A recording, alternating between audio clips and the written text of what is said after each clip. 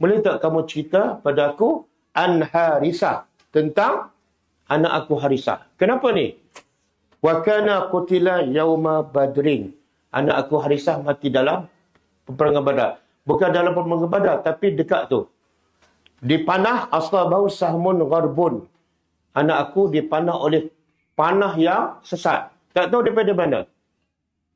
Dia yang mati syahid ini mati dalam peperangan. Dan dibunuh oleh orang kafir dalam peperangan tersebut. Tapi Harisah ni mati di luar kawasan peperangan dan panah tu datang daripada tak tahu daripada mana. Jadi mak dia confused. Adakah anak dia mati syahid ataupun mati biasa?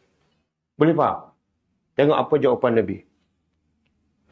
Kata mak dia, fa in kana fil jannah, kalau anak aku Harisah dalam surga, sabar tu. Okey, tak ada masalah. Aku boleh sabar. Tapi wa in kana ghayra zalika. Tapi kalau selain pada itu, iaitu dia tak masuk surga. Ijtahadtu alaihi fil buka, aku akan menangis habis-habis. Sebenarnya Ummu Harisah ni dia sedih sebab anak dia mati ke ataupun sebab apa? Dia tak sedih pun dah anak dia mati. Yang dia sedih ialah bila anak dia mati tak masuk surga. Tengok pemikiran sahabat. Ramai yang sedih anak mati.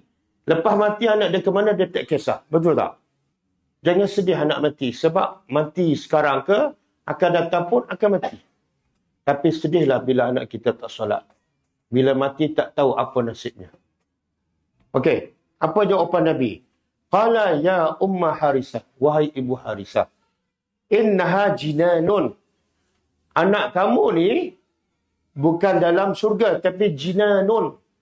Dalam surga-surga. Taman-taman dalam surga.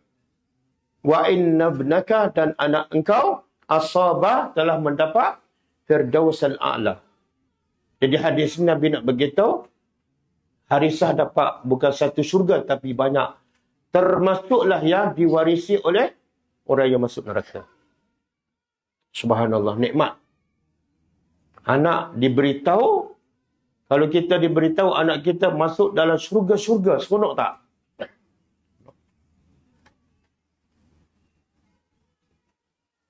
Okey, hadis Sahih Bukhari.